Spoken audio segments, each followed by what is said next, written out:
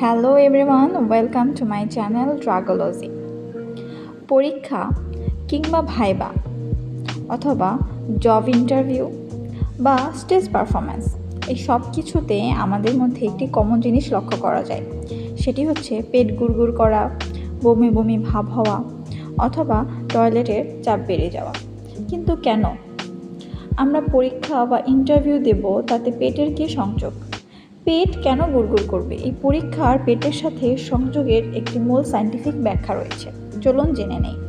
আমাদের পেট এবং মস্তিষ্কের মধ্যে একটি দ্বিমুখী যোগাযোগ ব্যবস্থা আছে, যার নাম হচ্ছে গাট ব্রেন অ্যাক্সিস, এবং এর মধ্যে যোগাযোগ করার জন্য একটি নার্ভ আছে, যার নাম ভেগাস নার্ভ। এই স্টোমাকে আমাদের 500 মিলিয়নেরও বেশি নিউরন অর্থাৎ পেটের নিজস্ব একটি জটিল স্নায়ুতন্ত্র আছে, যেটি হলো এন্টেরিক নার্ভাস সিস্টেম। এজন্য পেটকে সেকেন্ড ব্রেনও বলা হয়, অর্থাৎ পেট নিজে নিজে অনেক ডিসিশন নিতে পারে।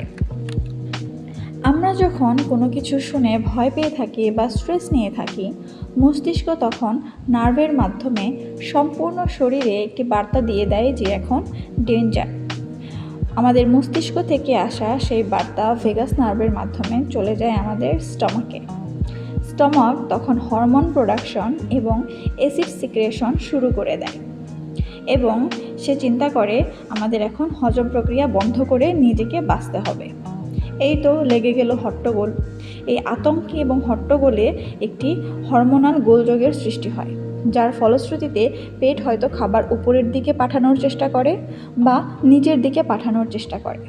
ফলে আমাদের পেটে হজমের একটি ব্যাঘাত সৃষ্টি হয়, যার ফলে পেটে হজম ব্যাহত হয় অথবা বমি বমি ভাব লাগে বা হঠাৎ টয়লেটের চাপ বেড়ে যায়। এই কারণেই ইংরেজিতে একটি বিখ্যাত প্রবাদ আছে, I had a gut feeling, অর্থাৎ পেট সত্যি সত্যি মস্তিষ্কের সাথে কথা বলে বা এর নিজস্ব ফিলিং আছে। এটি প্রবাদ হলেও সত্য। And thanks for watching the video. নেক্সটে আমরা আরও অনেক ইন্টারেস্টিং ভিডিও নিয়ে আসবো। Tata, bye bye.